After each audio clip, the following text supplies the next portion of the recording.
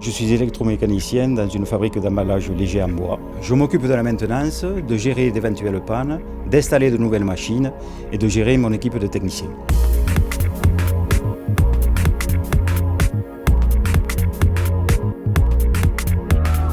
Dans cette entreprise, nous produisons des cagettes pour emballer des fruits et légumes. Nous sommes 5 à la maintenance et je suis amené à gérer cette équipe-là. Je travaille étroitement avec le secrétariat pour ce qui est des productions. Chaque jour, nous recevons un planning qui tient compte de notre production horaire qui est à peu près de 3000 emballages par heure. Une journée type en période de haute production. Moi, il m'incombe d'arriver plus tôt pour tout préparer. C'est-à-dire que je mets l'usine en route. Je prépare tout afin que les gens soient sur le poste de travail et prêts à démarrer. La première demi-heure, je m'attache à vérifier la conformité de tous les produits que l'on fabrique. Pour confectionner un emballage léger en bois, il arrive des troncs de bois. Des troncs de bois qui sont un peu pliés, parce que c'est un bois tendre et facile à travailler. Nous allons peler ces troncs de bois. Nous allons ensuite les découper à différentes longueurs, en fonction des productions qui nous seront demandées par la suite. Une fois cette étape réalisée, nous allons dérouler ces billes de bois. Dérouler, c'est-à-dire on va en faire des plaquettes de bois. Une fois ces plaquettes de bois déroulées et stockées, nous allons les mettre en production. C'est-à-dire nous allons les assembler ensemble afin d'élaborer un emballage léger en bois. La première étape de la fabrication d'une cagette va être d'élaborer les petits côtés, ce qu'on appelle communément la tête. Nous allons les transférer sur notre machine où on assemblera les grands côtés. De là sortira ce qu'on appelle, nous, un cadre. Ce cadre va être transféré vers une autre machine où on y apposera le fond. Et une fois que le fond sera posé, l'emballage sera stocké dans des hangars qui sont faits pour accueillir ce type d'emballage. On peut avoir quelques petites non-conformités sur les emballages et nous sommes amenés à régler ces problèmes-là. Patrick, j'ai un problème, il me manque un point, module 2, côté droit. Très bien, on va aller voir ça dessus. Donc mon collègue a détecté une anomalie sur une caisse d'emballage.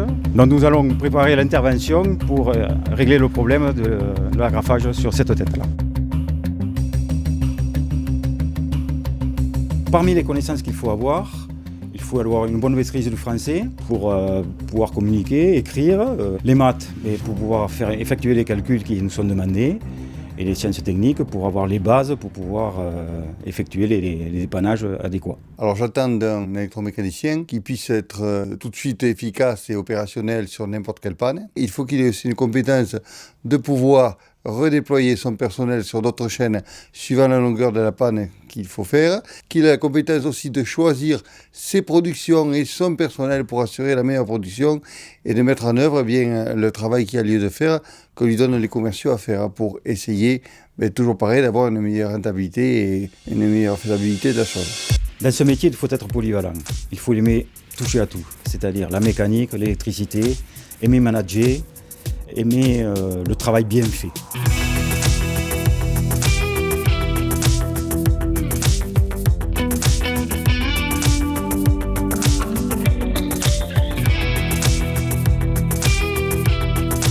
Après démontage de la tête d'agrafage et inspection de celle-ci, nous avons découvert qu'il manquait une pièce.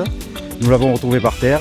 Nous avons procédé au remontage de cette pièce et provoqué le redémarrage de la chaîne de fabrication.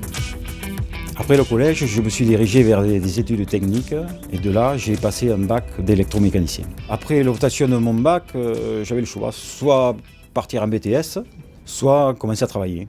Donc j'ai décidé de commencer à travailler. Donc j'ai trouvé cet emploi ici.